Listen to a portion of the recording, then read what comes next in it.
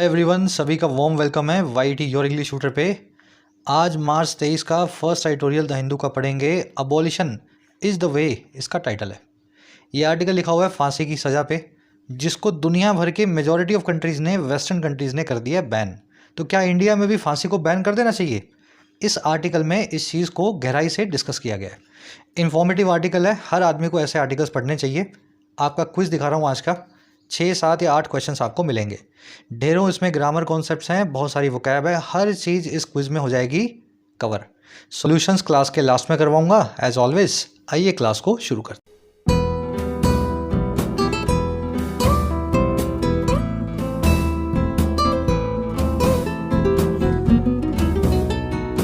चलिए, कह रहे abolition is the way. Abolition का मतलब होता है किसी चीज़ को अबॉलिश करना, डिसकंटिन्यू करना, किसी चीज़ को ठिकाने लगाना, गेट रिड ऑफ कर देना, छुटकारा पा लेना। बात समझ रहे हो ना? कह रहा है जी, छुटकारा पाना, ठिकाने लगाना या डिसकंटिन्यू करना ही सही रास्ता होगा, आगे का वे होगा। बात किसकी हो रही है? बात हो रही है जी डेथ पेनल्टी की। तो शुरू में ही आपको ऑथर ने अपना व्यू पॉइंट बता दिया है। इसके हिसाब से मौत की सज़ा अब बंद हो जानी चाहिए। ये मौत की सज़ा जो है किसी भी क्रिमिनल जस्टिस सिस्टम का पार्ट नहीं होना चाहिए किसी भी कंट्री में। चलिए अब टाइटल पैराग्राफ को देखते हैं, ऐसा क्यों है। कह रहा the issue is the death penalty itself, not merely the method of execution. कह रहे जो इशू है, जो मुद्दा है, जो बहस का कारण है, वो डेथ पेनल्टी जो है ना, वो खुद ही है इटसेल्फ। डेथ पेनल्टी का मतलब होता है मौत की सज़ा, इटसेल्फ का मतलब है खुद ही। कह रहा जी जो मुद्दा है ना, वो मौत की सज़ा खुद ही है, ना कि केवल, नॉट मेयरली, जो मेथड ऑफ एग्जीक्यूशन है, जो तरीका है मौत की सज़ा को देने का। तो भारत में भी बहस चल रही है कि मौत की सज़ा को कैसे बदला जाए। फांसी पर लटकाने की बजाय लीथल इंजेक्शन दे दें, बिजली का करंट लगा के मार दें, जहरीली गैस सुखा के मार दें। तो इस बात पे बहस चल रही है। हमारा ऑथर जो है ना इस आर्टिकल का, ये इस बहस से 2 कदम आगे है। ये कह रहा है जी अब तो मेन इशू दुनिया में ये चल रहा है कि डेथ पेनल्टी देनी भी चाहिए कि नहीं देनी चाहिए। आप तो अभी यहीं अटके हो कि देंगे कैसे। समझ गए बात? चलो अब डिटेल में इसी चीज़ को आपको आर्टिकल में बताया गया, क्यों डेथ पेनल्टी दे सकते हैं और क्यों नहीं दे सकते। इशू आपका सब्जेक्ट है, इज इसकी वर्ब है। आज के आर्टिकल में वोकैब और ग्रामर काफ़ी हैवी है। देखो फटाफट से। डेथ पेनल्टी, मौत की सज़ा, इसको डेथ रो या पनिशमेंट भी बोल सकते हैं। डेथ पनिशमेंट मतलब मौत की सज़ा या डेथ रो, या फिर इसको आप बोलते हैं कैपिटल पनिशमेंट। ये बहुत ही कॉमन सा वन वर्ड है, वन वर्ड तो नहीं है, मतलब 2 वर्ड्स का एक बना हुआ फ्रेज है कैपिटल पनिशमेंट। इसको याद रखें, मौत की सज़ा के लिए यूज़ होता है। अब देखो, मौत की सज़ा देने के लिए हमारे पास एक और इडियम है, to send someone to gallows, noose या गिबेट। याद रहेगी? Send someone to gallows, send someone to noose या सेंड समवन टू गिबेट। इन तीनों का मतलब होता है जी मौत की सज़ा देने वाला तख्ता, जहाँ पे या तो आपका सर कट जाए या आपको किसी इंसान को लटका दिया जाए, है ना। गैलोस, नूज और गिबेट यही काम करते हैं। गैलोस होता है फांसी का फंदा, नूज और गिबेट होते हैं वो सर काटने वाले, समझ गए ना, तख्ते। तो अगर किसी को गैलोस, नूज या गिबेट तक भेज रहे हैं तो आप, सिंपल सी बात है, उस आदमी को क्या कर रहे हैं? To give someone death punishment. थोड़ा डीपी लिख रहा हूँ मैं, डीपी। चलो अब देखो, इसी से एक और इडियम बनती है, to give someone enough rope. To give someone enough rope, तो इस इडियम का मतलब ये होता है किसी इंसान को अगर आपने भरपूर रस्सी दे दी तो वो खुद ही उस रस्सी से अपनी फांसी लगा लेगा।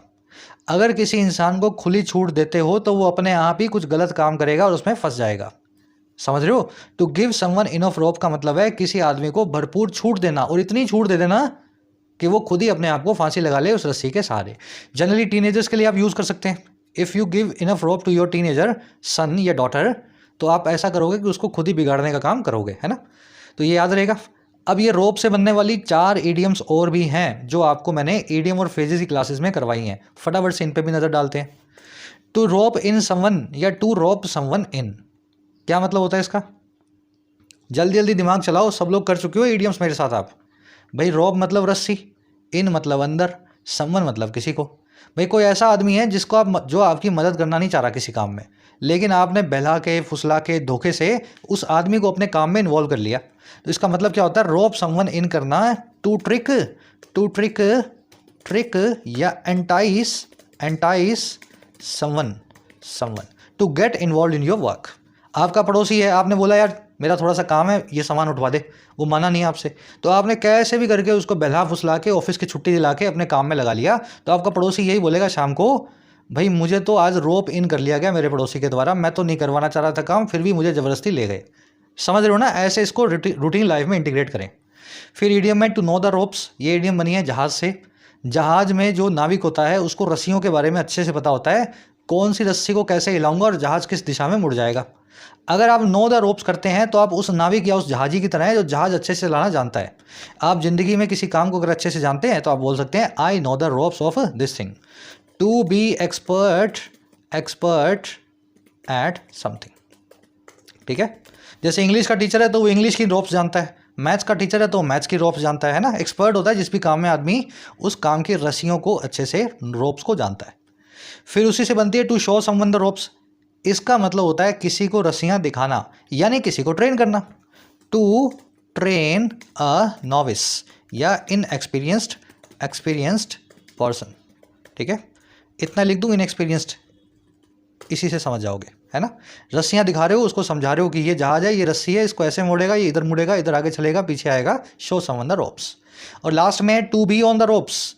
अगर आप ऑन द रोप्स है ना, तो आप उस बॉक्सर की तरह हैं जिसके अभी अभी मुक्के पड़े हैं रिंग के अंदर और वो रस्सियों के सहारे लड़खड़ाता हुआ खड़ा है। समझ पा रहे हो, मुक्के पड़े हैं किसी बॉक्सर के, रस्सियां पकड़ के वो खड़ा है, बस गिरने वाला है।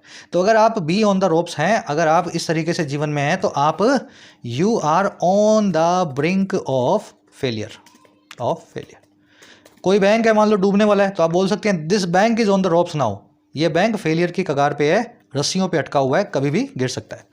तो ये है सारी वोकैब, आज की सारी इडियम्स, ध्यान से दिमाग में बिठा लेना। आज के क्विज में आपसे पूछी गई हैं, स्क्रीनशॉट ले सकते हो इनका फटाफट से। बढ़े आगे, चलो। अब एक ग्रामर कॉन्सेप्ट भी है, लेकिन यहीं पे आपको मैं सब कुछ नहीं बताऊंगा, थोड़ा आगे बढ़ते हैं, फिर इस कॉन्सेप्ट पे आएंगे रिफ्लेक्सिव प्रोनाउन वाले। आगे बढ़ के इस आर्टिकल की सारी वोकैब मैं आपको दिखाता हूं ताकि आप इसको स्मूथली पढ़ सकें। एक लाइक और एक शेयर जरूर देना इस सेशन को। मेरी कोशिश ये रहती है कि ऐसा सेशन आपके लिए लाया जाए जो ना यूट्यूब पे अवेलेबल हो, ना पेड कोर्सेज में अवेलेबल हो। अगर आपको ऐसा लगता है तो जरूर से लाइक और शेयर दे करके सेशन को आगे तक पहुँचाएँ। एग्जाम्स की तैयारी के लिए मॉक टेस्ट बहुत ज़रूरी है और मॉक टेस्ट के लिए मैं रिफ़र करता हूँ, आपको रेकमेंड करता हूँ textbook.com। आपको पता है ये मेरा पर्सनल फेवरेट है और अभी इस पे नवरात्रि की lowest price ever sale activate हो चुकी है। 1 ईयर पास आपको 224 रुपये में मिल रहा है। फ़ायदा ले सकते हैं इस सेल का। 21 से 23 मार्च के बीच 3 दिन ये सेल रहने वाली है। तो 400 रुपये वाला पास जो जनरली आपको मिलता है वो मिल रहा है अभी 224 रुपये में। इस पास में 650 एग्जाम्स के 70,000 मॉक टेस्ट आपको मिल जाते हैं। एसएससी, बैंकिंग, सभी के लेटेस्ट पैटर्न के मॉक टेस्ट अपडेट हो चुके हैं, है ना। तो लेटेस्ट पैटर्न के हिसाब से ही आप जो है मॉक टेस्ट देंगे। फ़ायदा लेने के लिए इस ऑफर का कमेंट सेक्शन में जाएं।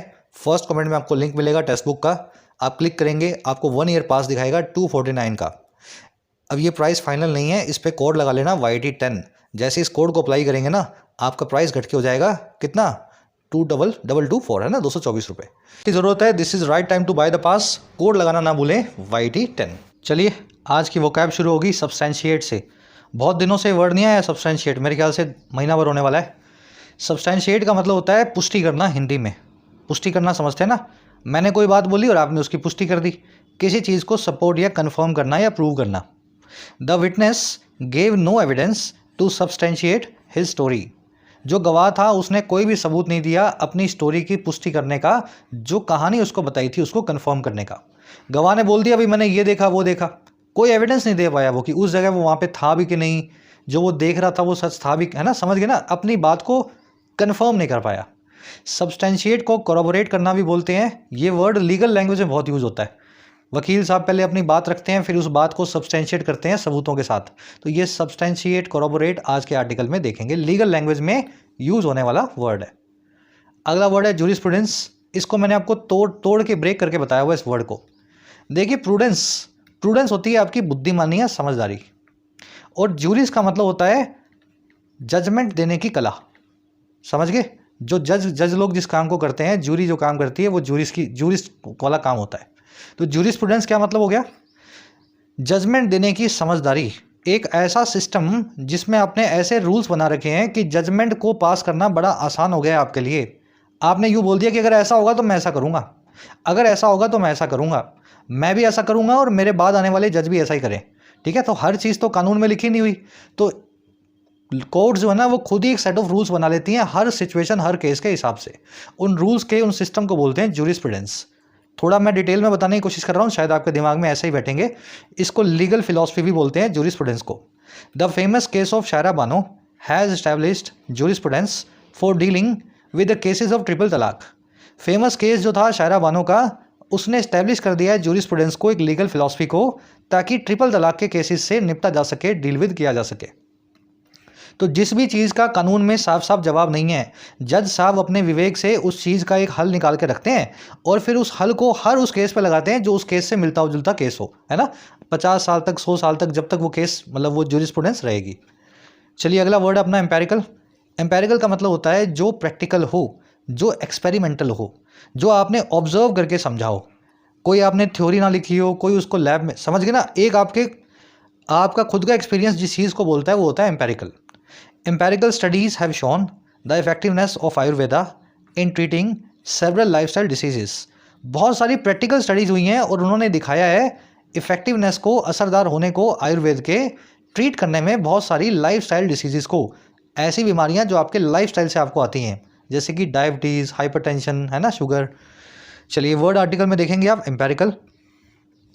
सेकंड लास्ट वर्ड है इसका परपेट्रेटर। परपेट्रेटर वो आदमी होता है जो कोई गलत काम करता है, जो किसी गलत चीज़ को अंजाम देता है। The perpetrator of crime were still at large. इस गुनाह के जो परपेट्रेटर थे, इस काम के, इस क्राइम के जो रॉन्ग डूअर थे, अभी भी वो एट लार्ज हैं, अभी भी वो फरार हैं। ये एट लार्ज फ्रेज कल ही आया था, कल की क्लास जिन्होंने ली है याद होगा। एट लार्ज होना यानी कि फरार होना, एब्सकंडिंग होना, फ्यूजिटिव होना। तो ये गुनहगार अभी भी, समझ गए ना, एट लार्ज है। परपेट्रेटर को कल्प्रिट या मिसक्रिएंट भी बोलते हैं, दोनों ही बदमाश के सिनोनिम है। परपेट्रेट वर्ब से ये वर्ड बना हुआ है परपेट्रेटर। परपेट्रेट का मतलब ही होता है किसी गलत काम को करना, ठीक है, परपेट्रेट। चलिए लास्ट वर्ड है आज का phrasal verb dispose of. Dispose of का मतलब होता है किसी चीज़ से छुटकारा पाना, किसी मामले से गेट रिड ऑफ करना, सेटल करना किसी चीज़ को। याद रखें get rid of, dispose of में ओ एफ लगा हुआ है, ओ डबल एफ नहीं है, ओ डबल एफ नहीं है ये, है ना। Get rid of double F नहीं है ये, अगर डबल एफ लगाया तो गलत हो जाएगी फ्रेजल वर्ब, इसमें सिंगल ऑफ ही लगेगा। अब इसको छुटकारा पाने को आप इरेडिकेट या अबॉलिश भी बोलते हैं। आज अबॉलिश और डिस्पोज ऑफ दोनों वर्ड्स आर्टिकल में देखेंगे। The killers tried to dispose of the body by throwing it in a river. Killers ने कोशिश किया छुटकारा पाने का बॉडी से, लाश से, नदी में उस लाश को फेंक करके। समझ गए। चलो 5 ही वर्ड्स हैं, डिटेल में देख लिया आपने। अब आ जाओ आर्टिकल पे, एक समरी आपको देख किस बारे में लिखा हुआ है। देखिए भारत में सुप्रीम कोर्ट की और भारत सरकार की ये राय है कि डेथ पनिशमेंट को, यानी कि मौत की सज़ा को कंटिन्यू रखा जा सकता है और सज़ा देने के लिए सबसे अच्छा मेथड भारत सरकार और भारत की कोर्ट के हिसाब से है फांसी की सज़ा, यानी डेथ बाय हैंगिंग। अब दुनिया में बहुत सारी फांसी की सज़ा देने के मेथड्स हैं। कोई जो है इलेक्ट्रिक करंट की कुर्सी पे बिठा के फांसी देता है, कोई जहरीला इंजेक्शन लगा के फांसी देता है, किसी देश में जहरीली गैस सुंघा करके किसी को फांसी दी जाती है, यानी मौत की सज़ा दी जाती है। तो अब अपने देश में बहस चल रही है और सुप्रीम कोर्ट विचार कर रहा है इस चीज़ पे कि फांसी की सज़ा देने का तरीका क्या बदल दिया जाए। क्या किसी गुनहगार को लटकाने की बजाय करंट दे करके या जहरीली गैस सुखा करके भी मारा जा सकता है या नहीं मारा जा सकता, ताकि पेन कम से कम हो, मतलब हम भी क्रुएल्टी कम से कम दिखाएं, चाहे कितना भी बड़ा गुनहगार हो। अब इसी बात पे हमारा आर्टिकल ये कह रहा है कि आप तो अभी यहीं अटके हो कि फांसी की सज़ा देनी है नहीं देनी, गैस सुंघानी है या करंट लगाना है। दुनिया बहुत आगे बढ़ चुकी है, दुनिया तो डेथ पेनल्टी को ही ऑल टुगेदर अबॉलिश करने की बात कर रही है, मतलब किसी को सज़ा देनी ही नहीं है, मौत की सज़ा तो किसी को दी ना जाए। हमारा आर्टिकल कह रहा है कि इस बारे में भी थोड़ा विचार करो। अल्टीमेटली तो मैनकाइंड को इसी तरफ जाना है जहाँ पे करुणा भरा जस्टिस सिस्टम हो। बस आज इसकी यही समरी है। सरकार को सजेस्ट कर रहा है कोर्ट को और साथ में एनालाइज कर रहा है दोनों के मूव को। एनालाइजिंग और सजेस्टिंग मोड में बाय डिफॉल्ट हमारे आर्टिकल लिखे होते हैं। चलिए अब शुरू करें, कहानी की तरह पढ़ना है इसको। कह रहा है जी 40 years after holding that the mode of executing prisoners by hanging cannot be termed too cruel or barbaric, the Supreme Court of India has now ventured to find out if there is a more dignified or less painful method to carry out that sentences. कह रहा है जी 40 साल बाद, 40 years after, 4 decades के बाद। अच्छा किस चीज़ के भाई? होल्ड करने के, इस चीज़ को मेंटेन करने के। होल्ड करना मतलब किसी बात को, किसी चीज़ को पकड़े रखना, मेंटेन करना। अच्छा किस बात को? दैट वो ये कि जो मोड है, जो मेथड है, जो तरीका है एग्जीक्यूट करने का, जान से मार देने का, कैदियों को यानी प्रिजनर्स को। और कैसे? बाय हैंगिंग, उनको लटका करके, उनको हैंग करके। कह रहा है ये तरीका जो है ना मोड, इसको आप टर्म नहीं कर सकते हैं, इसको आप कहला नहीं सकते हैं, नाम नहीं दे सकते हैं बहुत क्रूअल होने का या बारबेरिक होने का, बहुत निर्दयी होने का या बहुत जंगली होने का। तो 40 साल पहले कोर्ट ने बोला था कि फांसी पे लटकाना बिल्कुल भी जंगली काम नहीं है। अगर कोई आदमी इस लायक है कि उसको फांसी पे लटकाएं तो बिल्कुल लटका देना चाहिए। कह रहा है जी इस बात को कहने के 40 साल बाद अब हुआ क्या, 2023 में क्या हुआ? कह रहा है जी 2023 में ये हुआ कि हमारी जो सुप्रीम कोर्ट ऑफ इंडिया है ना, अब वो वेंचर कर चुकी है।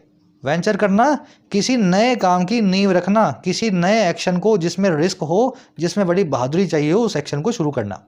तो हमारी सुप्रीम कोर्ट ने इस नए काम को शुरू कर दिया है, बहादुरी भरे को, जो काम है फाइंड आउट करने का, पता लगाने का।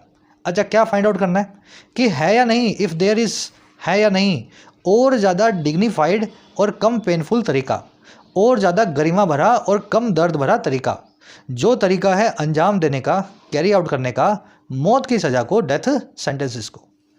आई कहानी समझ में? तो 40 साल पहले सुप्रीम कोर्ट से किसी ने पूछा कि ये क्या कर रहे हो, फांसी पे क्यों लटका रहे हो? फांसी पे लटकाना तो बड़ा बारबेरिक काम है। तो सुप्रीम कोर्ट ने 40 साल पहले ये बोला था कि फांसी पे लटकाने वाले काम को आप बिल्कुल भी क्रूअल या बारबेरिक ना बोलें, ये बिल्कुल सही काम है, होना चाहिए। अगर कोई आदमी लायक है तो उसको लटकाना चाहिए। लेकिन 40 साल बाद सुप्रीम कोर्ट अब बदल करके नए तरीके खोजने की कोशिश कर रही है फांसी की सज़ा देने वाले कॉन्विक्ट्स को, कि क्या कोई और डिग्निफाइड या लेस पेनफुल मेथड है फांसी पे लटकाने के सिवा। अब मेरे ख्याल से सेंटेंस हो गया होगा क्लियर। अच्छा सेंटेंस है, पढ़ना मुश्किल है, इसको दिल मत छोटा करना। मोड जो है ना, मोड, इसकी वर्ब है can not be term. Term का मतलब होता है किसी चीज़ को कोई नाम देना, किसी चीज़ को कोई संज्ञा देना, ठीक है। बारबेरिक मतलब जंगली, क्रूअल मतलब निर्दयी। एग्जीक्यूट करना, इस वर्ड के दो मीनिंग होते हैं। एक मीनिंग होता है किसी को मौत की सज़ा देना, किसी को टांग देना, किसी को काट देना, समझ गए, जान से मार देना। और दूसरा मीनिंग होता है किसी काम को अंजाम देना। आई बात समझ में? सरकार ने कोई स्कीम लेकर के आई, स्कीम को एग्जीक्यूट करेगी सरकार उस स्कीम को कैरी आउट करेगी। और अगर गवर्नमेंट ने किसी को फांसी की सज़ा देनी है, कसाब जैसे किसी आदमी को, तो उसको भी सरकार एग्जीक्यूट करेगी, मौत की सज़ा देगी। एक ही वर्ड दोनों कामों के काम आता है, ठीक है, अंजाम देने और मौत की सज़ा देने। चलिए, कॉड की वर्ब है हैज़ वेंचर्ड। वेंचर्ड आप समझ चुके हैं, किसी नए काम की नींव रखना, ऐसी चीज़ को शुरू करना जिसमें रिस्क और डेयरिंग चाहिए हो, बहुत सारा साहस चाहिए हो। अच्छा, मेथड की वर्ब है इज। सेंटेंस इन्वर्टेड है, यहाँ से क्लोज इन्वर्टेड है क्योंकि देयर से शुरू हो रहा है क्लोज। देयर से शुरू होने वाले क्लोज वर्ब के बाद में अपने सब्जेक्ट को रखते हैं। तो अगर मेथड लिखा है तो इज लगा है, अगर मेथड्स होता तो वर्ब यहाँ पे आर होती। समझ पा रहे हो ना कनेक्शन को? इस देयर से इस वर्ब का कोई कनेक्शन नहीं है, सारा कनेक्शन है इस नाउन से। डिग्निफाइड मतलब गरिमा भरा, जिसके अंदर ऑनर हो, जिसमें थोड़ा सा, समझ गए ना, अच्छापन हो। चलिए और आगे बढ़ते हैं। और क्या चाहती है सुप्रीम कोर्ट? कह रहे the idea of finding an alternative mode of execution, one considered less painful and involves little cruelty, has been part of the wider debate on whether the death penalty should be abolished. कह रहे जो idea, जो विचार है ढूंढने का, find करने का, एक ऑल्टरनेटिव मोड को, एक वैकल्पिक तरीके को। ऑल्टरनेटिव मतलब वैकल्पिक, ऑप्शनल, मोड मतलब तरीका या मेथड। कह रहे जो विचार है ढूंढने का एक वैकल्पिक तरीके को, ऑप्शनल मेथड को, जो है जान लेने का, एग्जीक्यूट करने का। कह रहे वो वाला विचार, वो वाला तरीका जो कंसीडर्ड होता है कम पेनफुल और इन्वॉल्व करता है लिटिल क्रुएल्टी को, बहुत ही कम जो है निर्दयता को। कह रहे ये विचार जो है ना नया नहीं है। दिस आइडिया हैज़ बिन, ये आइडिया रहा है एक हिस्सा बहुत ही वाइडर डिबेट का, बहुत ही बड़ी बहस का। और किस चीज़ पे बहस भाई? ऑन लगा के बता रहा है। बहस इस चीज़ पे हाँ या ना, वेदर, हाँ या ना, कि डेथ पेनल्टी जो है उसको अबॉलिश किया जाना चाहिए कि नहीं जाना चाहिए। तो टांगना है या करंट लगाना है, ये तो विचार बाद में आया था। ये विचार तो एक बहुत बड़ी बहस है ना, उसका हिस्सा है। और वो बहस ये है कि किसी को मारना जरूरी है भी कि नहीं, है ना। पहले तो ये बताओ मारे भी या ना मारे, फिर मारे तो कैसे मारे, वो आगे की बात है, ठीक है। तो वाइडर डिबेट ये है। आइडिया की वर्ब है हैज़ बिन, आइडिया की वर्ब है हैज़ बीन। वन की वर्ब है इन्वॉल्व्स। वन आया है मेथड ऑफ एग्जीक्यूशन के लिए, मोड ऑफ एग्जीक्यूशन के लिए। कंसीडर्ड यहाँ पे एडजेक्टिव है, इसको वर्ब ना बनाएं। One considered less painful and involves, ठीक है। और क्या है? डेथ पेनल्टी की वर्ब है शुड बी अबॉलिश्ड। अबॉलिश करना, किसी चीज़ से छुटकारा पाना, किसी चीज़ को डिसकंटिन्यू करना। इस वर्ड को आप ऊपर देख चुके हैं ना, डिस्पोज ऑफ, अबॉलिश, है ना, गेट रीड ऑफ, सबके सब एक दूसरे के सिनोनिम है। ओ सिंगल एफ आएगा, डबल एफ को निकाल देते हैं, कन्फ्यूजन ना हो किसी को। चलो आगे बढ़े। आगे कह रहा है जी, judicial and administrative thinking have lean towards backing both the idea of capital punishment and the practice of hanging. कह रहा है हमारे देश की अगर जुडिशियल और एडमिनिस्ट्रेटिव थिंकिंग आप देखें, हमारे देश की न्यायपालिका और कार्यपालिका की सोच अगर आप देखें, तो ये दोनों ही सोचें लीन टुवर्ड हुई हैं। उनका लीन रहा है, झुकाव रहा है इस तरफ, टुवर्ड इस तरफ, और किस तरफ, बैक करने की तरफ, सपोर्ट करने की तरफ, दोनों ही चीज़ों को। अच्छा, किन किन चीज़ों को? पहली चीज़ जो विचार है, जो आइडिया है कैपिटल पनिशमेंट का, मौत की सज़ा का, और दूसरी चीज़ जो प्रथा है, जो प्रैक्टिस है फांसी देने की, हैंग करने की। तो हमारे देश में तो इन दोनों चीज़ों को ही सपोर्ट मिलता है। कोर्ट भी कहती है, सरकार भी कहती है कि फांसी की सज़ा ज़रूरी है, मौत की सज़ा भी ज़रूरी है, और फांसी के जरिए ही मौत की सज़ा दी जाए। थिंकिंग की वो है हैव लीन टुवर्ड करना, इंक्लाइन टुवर्ड करना, टिल्ट टुवर्ड करना, किसी की तरफ अपना झुकाव रखना, किसी की तरफ अपनी इंक्लिनेशन रखना, है ना। चलिए, कह रहे the bench has sought fresh data to substantiate the argument that a more humane means of execution can be found. कह रहा है अब ये थिंकिंग बदल रही है। 40 साल पहले थिंकिंग रहती थी, आज तक रहती आई है, लेकिन अब बदल गई है। कह रहे जो सुप्रीम कोर्ट की बेंच है ना, हाल ही में उसने कोशिश की है, उसने सॉर्ट किया है। सीक की थर्ड फॉर्म है, हैज के बाद में लगी हुई है V3 सॉर्ट। क्या कोशिश की है? इसने मांगा है, कोशिश की है लेने की फ्रेश डेटा को, नए डेटा को, ताकि सब्सटेंशिएट किया जा सके, पुष्टि की जा सके, कंफर्म किया जा सके इस आर्गुमेंट या दलील को, दैट वो ये कि एक और ज़्यादा ह्यूमेन, एक और ज़्यादा मानवीय, ह्यूमेन मतलब मानवीय, जो मीन्स ऑफ एग्जीक्यूशन है, मौत देने का तरीका है, कह रहे उसको पाया जा सकता है, ढूंढा जा सकता है, कैन बी फाउंड। तो ये आर्गुमेंट बहुत चल रहा है दुनिया में कि भाई फांसी देना तो बड़ा ही निर्दयता का काम है, बहुत ही, समझ गए ना, ठंडे दिल से आप फांसी देते हो किसी को, तो और किसी तरीके से दो। तो सुप्रीम कोर्ट ने भी डेटा मांगा है कि बताओ इस आर्गुमेंट को कैसे कोरबोरेट या सब्सटेंशिएट किया जा सकता है। बेंच की वर्ब है सॉट, सीक की थर्ड फॉर्म है सॉट। सीक का मतलब होता है किसी चीज़ का पीछा करना, किसी चीज़ को मांगना, तो यहाँ पे मांगने वाला यानी कि डिमांड करने वाला मीनिंग आया है। सब्सटेंशिएट, कॉर्बोरेट, कन्फर्म, किसी चीज़ को सपोर्ट, प्रूव करना, पुष्टि करना। ह्यूमेन का मतलब होता है मानवीय, ये वर्ड बना है ह्यूमन नाम के नाउन से। ह्यूमन मतलब इंसान, ह्यूमेन मतलब इंसानियत भरा, ठीक है। Human adjective, humane, human noun और ह्यूमेन एडजेक्टिव। पीछे सिर्फ ई लगा है, इसका पूरा प्रोनाउंसिएशन और मीनिंग बदल गया, है ना। आदमी से आदमीयता, है ना, यानी मानवीयता भरा हुआ बन गया। चलो, मीन्स की वर्ब है कैन बी फाउंड। मीन्स एक ऐसा वर्ड है इंग्लिश में जिसके पीछे एस लगता है, एस लगता है, लेकिन ये होता है सिंगुलर, ठीक है। देखो आगे अ लगा हुआ ना, अ मोर ह्यूमेन मीन्स, ठीक है। तो मीन्स एक ऐसा वर्ड है इंग्लिश में, एस लेता है पीछे, लेकिन आगे ए लेता है, सिंगुलर लगता है। कह रहे जी there are 2 leading judgments on the issue dash Bachan Singh versus state of Punjab 1980 which upheld that penalty but limited it to the rarest of rare cases and Dina Dayal versus union of India and others. कह रहा है जी 2 leading जो है ना judgements हैं इस पूरे मामले पे, ये जो पूरा ऊपर बात कर रहे हैं ना, इस पे 2 जजमेंट्स के ऊपर सुप्रीम कोर्ट आज भी टिका हुआ है। कौन कौन सी जजमेंट है भाई? पहली जजमेंट है बचन Singh versus state of Punjab की 1980 की, जिस जजमेंट ने अपहेल्ड किया, सेकंड फॉर्म लगा के मेंटेन किया, बनाए रखा डेथ पेनल्टी को, मौत की सजा को, लेकिन लिमिटेड कर दिया, इसको सीमित कर दिया, इस पूरी जजमेंट को या डेथ पेनल्टी को कहाँ तक? रेयरेस्ट ऑफ रेयर केसेस तक। ऐसे केसेस में डेथ पेनल्टी मिलेगी जो अपने आप में रेयरेस्ट ऑफ रेयर है। ऐसा नहीं है आपने किसी के 10 थप्पड़ मारे हैं तो आपको मौत की सज़ा मिल जाएगी। कोई ऐसा काम करोगे जो आपकी उम्र में, आपके वक्त में बहुत कम लोगों ने किया हुआ है आज तक, तो वो रेयरेस्ट ऑफ रेयर काम होगा और वहीं पे आपको मौत की सज़ा देने के चांसेस बनते हैं। तो पहला केस तो ये है सुप्रीम कोर्ट का। दूसरा है जी Deena Dayal versus union of India and others वाला 83 का केस, which upheld the method by ruling that hanging is as painless as possible and causes no greater pain than any other known method. कह रहे दूसरी जजमेंट है ये वाली 1983 की, जिसने इस चीज़ को बना के रखा, मेंटेन किया कि जो मेथड है और कैसे रूल करके, और क्या रूल करके, दैट वो ये रूल करके, रूल करना मतलब डिसीजन देना, इसने तरीके को बना के रखा, मेथड को बना के रखा, अपनी रूलिंग ये दी, दैट वो ये कि जो लटकाना है, फांसी की सज़ा देना है, वो कम से कम पेनफुल चीज़ है, कम से कम पेनलेस है ना, एज पेनलेस एज पॉसिबल है वो, और ये कॉज करता है बिल्कुल भी ज़्यादा पेन नहीं दूसरे किसी भी नॉन मेथड से, दूसरे किसी भी ऐसे तरीके से जिसको हम जानते हैं। तो ये 2 पूरी रूलिंग पे सुप्रीम कोर्ट हमारी काम करती है। समझ पा रहे हो ना क्या कहना चाह रहे हैं? पहली रूलिंग तो ये कहती है कि मौत की सज़ा बिल्कुल देनी चाहिए अगर ज़रूरत हो, और दूसरी रूलिंग ये कहती है अगर मौत की सज़ा देंगे तो फांसी के थ्रू ही देंगे, क्योंकि हमारे हिसाब से दूसरे किसी भी मेथड में फांसी से ज़्यादा ही दर्द होगा और कम से कम दर्द वाला तरीका हमारी समझ के हिसाब से फांसी देने का है। अब सेंटेंस समझ में आ गया होगा।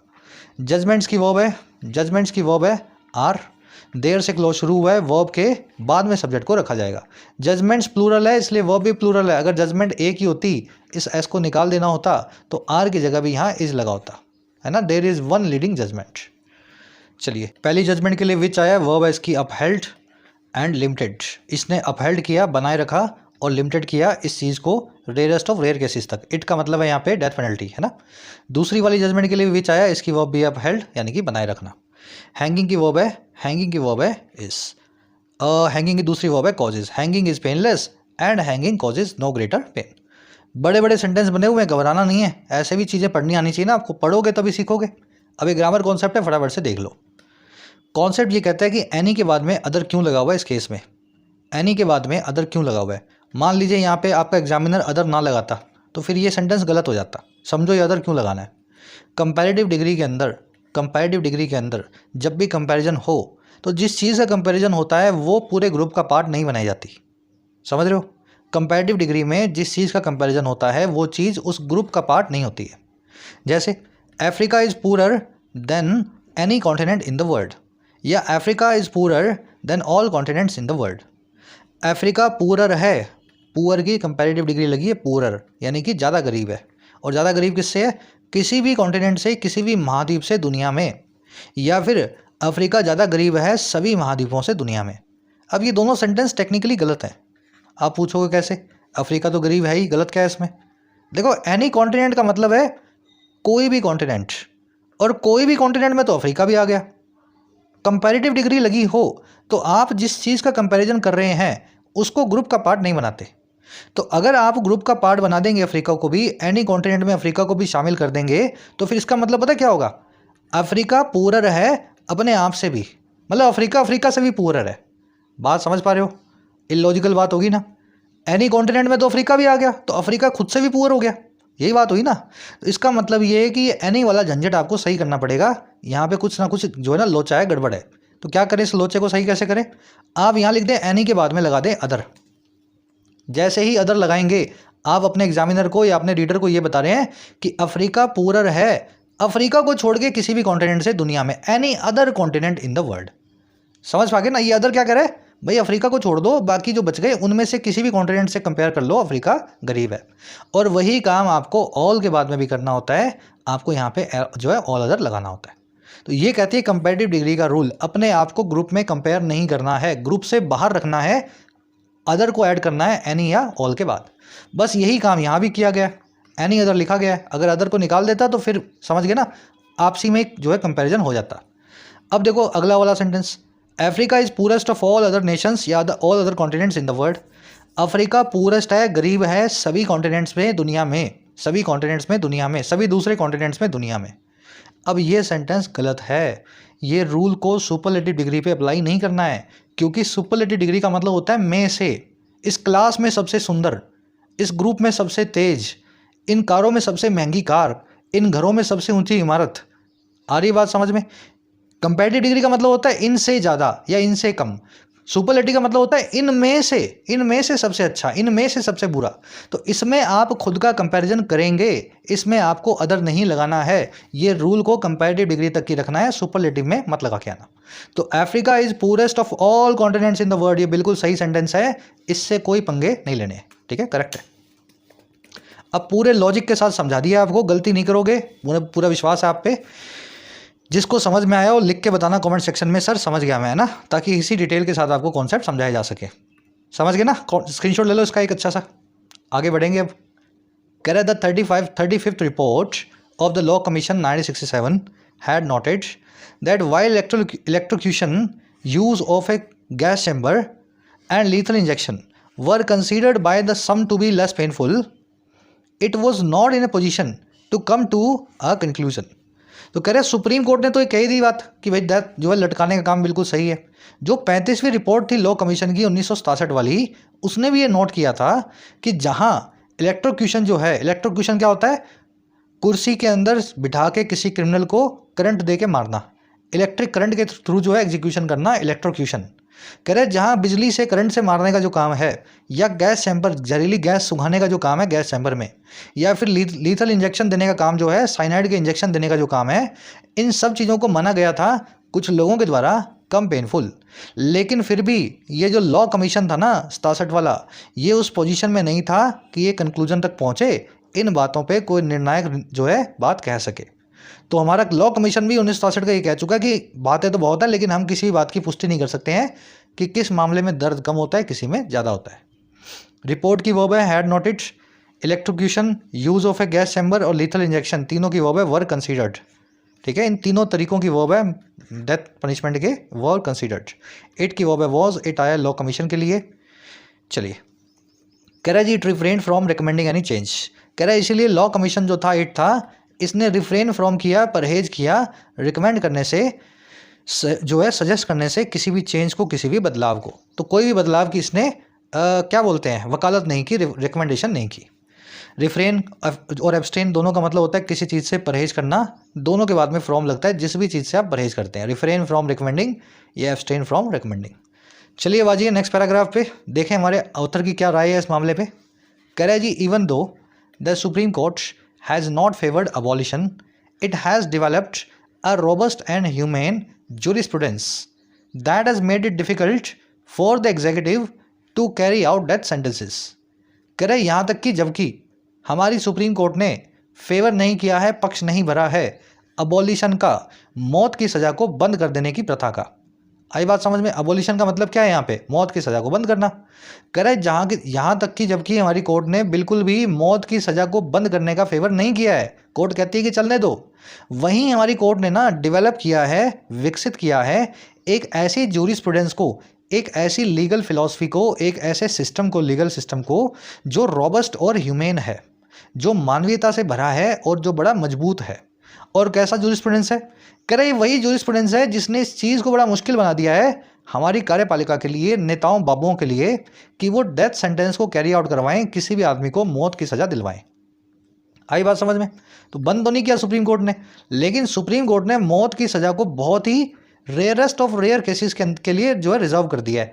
तो किसी भी आदमी के लिए बड़ा मुश्किल है किसी गुनहगार को मौत की सज़ा दिलवाना, क्योंकि सुप्रीम कोर्ट की जूरिस्प्रूडेंस बहुत रॉबस्ट हो चुकी है इस मामले के अंदर। कोर्ट की वर्ब है हैज़ नॉट फेवर्ड, इट की वर्ब है हैज़ डेवलप्ड, दैट आया है जूरिस्प्रूडेंस के लिए। जूरिस्प्रूडेंस आप जान गए हैं, लीगल फिलॉसफी किसी भी मामले को लेकर के। और दैट की वर्ब है हैज़ मेड, क्योंकि जूरिस्प्रूडेंस सिंगुलर है इसलिए दैट की वर्ब भी सिंगुलर है ना। रॉबस्ट का मतलब होता है मजबूत, स्टडी, स्ट्रॉन्ग, टफ, है ना, विगरस। चलिए, correct has restricted its use to the rarest of rare cases, mandated a balancing of aggravating and mitigating circumstances before sending someone to the gallows. कह रहे इस कोर्ट ने, इट किसके लिए आया? सुप्रीम कोर्ट के लिए। सुप्रीम कोर्ट ने सीमित कर दिया है, रेस्ट्रिक्ट कर दिया है, लिमिट कर दिया है इस चीज़ के यूज़ को, इस्तेमाल को, रेयरेस्ट ऑफ रेयर केसेस के लिए। सिर्फ ऐसे ही केसेस के अंदर डेथ सेंटेंस जो है रिस्ट्रिक्टेड है, यहीं पे दी जाएगी। और कह रहे इसने मैंडेट कर दिया है, जरूरी बना दिया है, बैलेंस करने को, संतुलन में लाने को, एग्रावेटिंग और मिटिगेटिंग सर्कमस्टेंसेस को। अब ये क्या होते हैं मैं आपको भी डिटेल में बता दूंगा। तो सुप्रीम कोर्ट ने बोला है ये दोनों जो अजीबोगरीब सी चीज़ें हैं ना, इनको बैलेंस बना के रखना है। और किससे पहले? किसी को सेंड टू गैलोस करने से पहले, मौत की सज़ा देने से पहले। याद है ना, send to gallows, send to noose, send to gibbet. कह रहे इन दोनों को आपको बैलेंस बना के रखना है।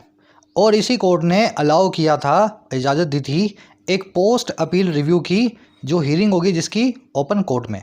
तो अगर आपको मौत की सज़ा मिली है तो आप ओपन कोर्ट में अपनी हियरिंग करवा सकते हो, पूरा देश आपकी हियरिंग देख सकता है, सुन सकता है कि आपको मौत की सज़ा क्यों नहीं मिलनी चाहिए। आप कोर्ट से वहाँ पे बात करके दलील पेश कर सकते हो अपनी। तो ये है तीन चीज़ें इट की वर्ब्स हैं। इट हैज़ रिस्ट्रिक्टेड, इट आया कोर्ट के लिए, it has mandated and it has allowed. चलिए, सेंड समवन टू गैलोज, ये इडियम आप देख चुके हैं, किसी को फांसी की सज़ा देने के लिए यूज़ करते हैं। गैलोज मतलब समझ गए ना, रस्सी जिस पे लटकाया जाता है। अब ये कॉन्सेप्ट बता देता हूँ आपको एग्रावेटिंग या मिटिगेटिंग सर्कमस्टेंसेस का। वैसे तो ये रीडिंग का पार्ट नहीं है, लेकिन अगर पढ़ ही रहे हो तो अच्छे से आपको आना चाहिए। देखिए, एग्रावेटिंग वो सर्कमस्टेंसेस हैं जो आपके केस को और ख़राब बनाते हैं, और मिटिगेटिंग वो सर्कमस्टेंसेस हैं जिनको सुन करके जज साहब आपके केस को आसान बनाते हैं। अगर मान लीजिए आपने किसी को सेल्फ डिफेंस में मारा है, अपनी जान की सुरक्षा करते हुए, बाजी जान पे आपके जो है, समझ गए ना, खतरा था। तो ये एक मिटिगेटिंग सर्कमस्टेंसेज है, ये एक ऐसा सर्कमस्टेंसेज है जो आपकी केस में मिटिगेट करने में मदद करेगा। आप कोर्ट को यही बोलोगे कि मेरी जान को खतरा था, मैंने तो इसलिए कत्ल किया है ना। लेकिन ये अगर आपने कत्ल किया है किसी शोबाजी में, आपने ऐसे ही बंदूक उठा के किसी को गोली मार दी निकाल के अपनी जो है गन से, शोबाजी के चक्कर में, तो ये एक एग्रावेटिंग जो है सर्कमस्टेंस है। कोर्ट को जैसे ही पता लगेगा कि आप शोबाजी के चक्कर में कत्ल करके आए हो, तो आपका केस एग्रावेट हो जाएगा और ख़राब हो जाएगा। तो कोर्ट ने यही बोला कि दोनों ही सर्कमस्टेंसेस को बैलेंस करके देखो, फिर किसी को मौत की सज़ा दो। तैश में आकर के किसी जज को मौत की सज़ा नहीं किसी को सुनानी चाहिए। डिटेल में समझ गए ना। चलो, लंबी हो जाती है क्लास इससे यार, डिटेल में जाते हैं ना। करा at the same time it has evolved a clemency jurisprudence that makes decision on mercy petitions justiciable। कह रहा जी उसी वक्त साथ ही साथ कोर्ट ने इवॉल्व कर दिया है, विकसित कर दिया है, डेवलप कर दिया है एक क्लीमेंसी जूरिस्प्रूडेंस को। क्लीमेंसी मतलब माफ़ी, जूरिस्प्रूडेंस मतलब लीगल फिलॉसफी। तो माफ़ी देने के लीगल सिद्धांत को भी कोर्ट ने इवॉल्व किया है, कैसे किस केस में माफ़ी मिल जाएगी।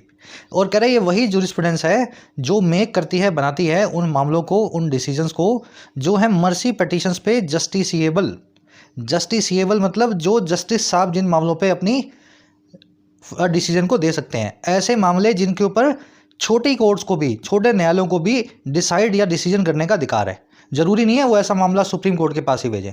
तो मर्सी पिटीशंस जो है, माफ़ी का जो अर्जी है, उस पर छोटी कोर्ट भी अपना डिसीजन दे सकें। और वो पिनलाइज करती है, सज़ा देती है अनड्यू डिले को, जरूर से ज़्यादा देरी को, in disposing of mercy pleas by commuting death sentences to life. ये सारी की सारी जो डिले हैं, जो देरी आती हैं मर्सी की प्ली को डिस्पोज ऑफ करने में, माफ़ी की अर्जी को एड्रेस करने में। और ये कैसे पिनलाइज करती है? डेथ सेंटेंस में कम्यूट कर, डेथ सेंटेंस को लाइफ सेंटेंस में कम्यूट करके। तो अगर आपने कोर्ट के सामने माफ़ी की अर्जी रखी, भाई मुझे मौत की सज़ा ना मिले, और छोटी कोर्ट ने 5 साल लगा दिए उस माफ़ी की अर्जी पे फैसला देने में, तो सुप्रीम कोर्ट सिर्फ इस 5 साल की बिना पे ही आपकी मौत की सज़ा को फांसी की सज़ा में तब्दील कर देगी। छोटी कोर्ट को ये सबक सिखाने के लिए कि देखो तुम देरी करते हो ना, तो तुम्हारे फांसी के केस को मैं कैसे जो है लाइफ इम्प्रिजनमेंट में बदल देती हूँ। तो देरी नहीं करने देती सुप्रीम कोर्ट किसी भी छोटी कोर्ट को, 1-2 महीने में मर्सी प्ली को छोटी कोर्ट को उसको एड्रेस करना ही करना है। समझ पा रहे हो क्या कहना चाह रहे हैं? इट की वर्ब है हैज़ इवॉल्व्ड। क्लीमेंसी जूरिस्प्रूडेंस मतलब माफ़ी देने का लीगल फिलॉसफी या लीगल सिस्टम, उसकी वर्ब है दैट मेक्स, है ना, दैट आया जूरिस्प्रूडेंस के लिए। और दैट की दूसरी वर्ब है penalises, that makes decisions justiciable and that penalises undue delay. Penalise करना, पेनल्टी लगाना, किसी चीज़ के ऊपर सज़ा देना। डिस्पोज ऑफ करना, गेट रीड ऑफ करना, किसी चीज़ को इरेडिकेट करना, किसी से छुटकारा पाना। चलिए और आगे बढ़ते हैं। कुल मिला के कोर्ट ने फांसी की सज़ा देना बहुत मुश्किल बना रखा है देश में। कह रहे the question now before the court provides yet another opportunity to humanise its approach further. कह रहे अब कोर्ट के सामने यही सवाल है, यही प्रोवाइड करता है। और क्या देता है वो सवाल?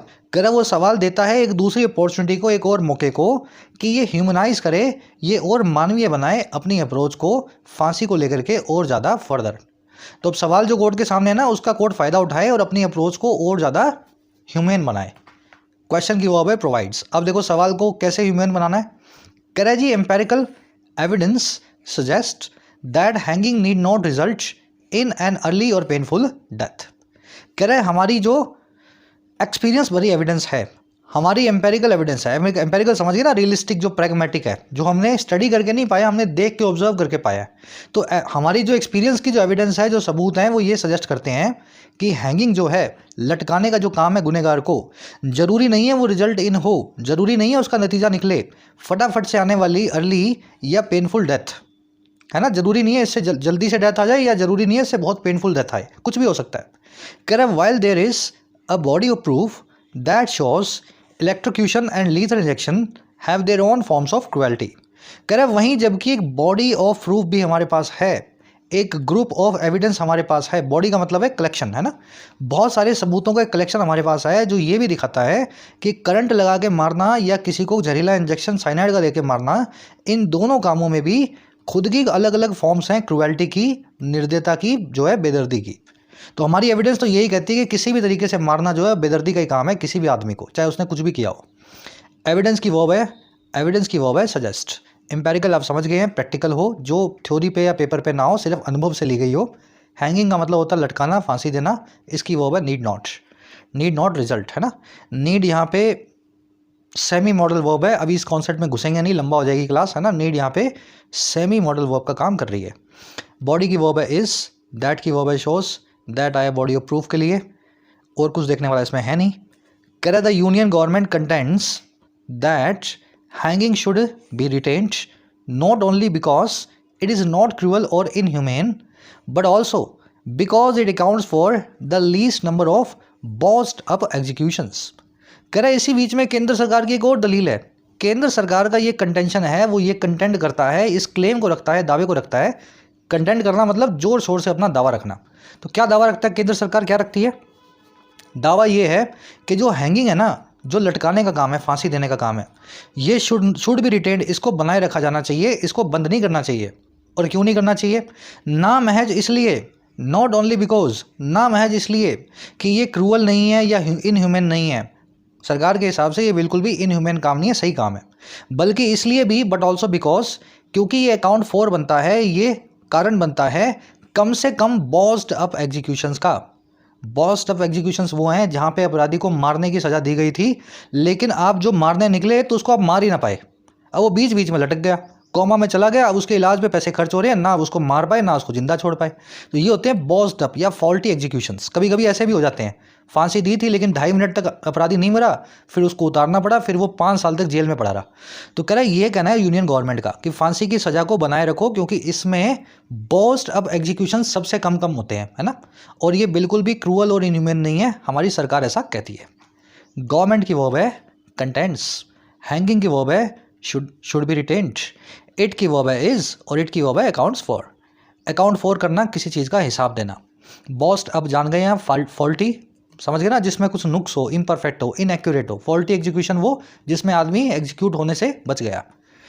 कह रहा है जी the real issue however is that any form of execution is a fall from ह्यूमेननेस।